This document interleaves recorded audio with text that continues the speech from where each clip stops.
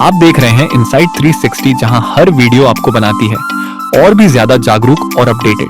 तो बिना टाइम गंवाए चलिए शुरू करते हैं आज का वीडियो।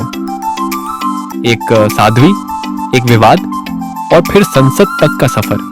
क्या आपने कभी सोचा है कि मालेगांव ब्लास्ट और साध्वी प्रज्ञा सिंह ठाकुर कैसे बनी भारत की सांसद?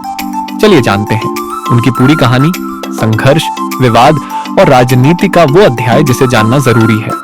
शुरुआती जीवन और शिक्षा। साध्वी प्रज्ञा सिंह ठाकुर का जन्म 2 फरवरी 1970 को मध्य प्रदेश के भिंड जिले के लाहार गांव में हुआ।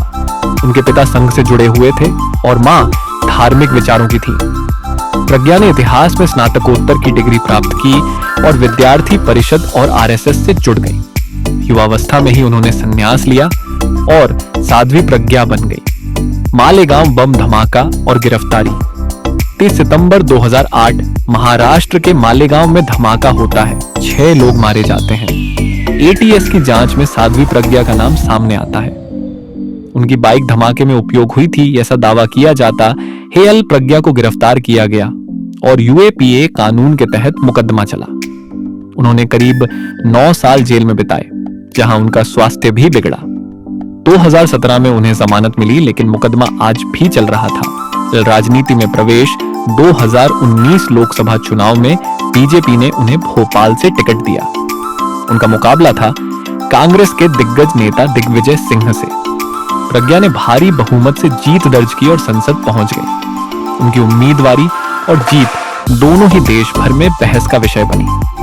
विवादित बयान और आलोचना। सांसद बनने के बाद भी साध्वी प्रज्ञा कई विवादों में रही। उन्होंने गोडसे को देशभक्त कहा, सेना प्रमुख पर टिप्पणी की और कई बार कट्टर बयान दिए। वर्तमान स्थिति 2024 में उनका कार्यकाल समाप्त हुआ। मालेगांव केस की सुनवाई अब भी चल रही थी।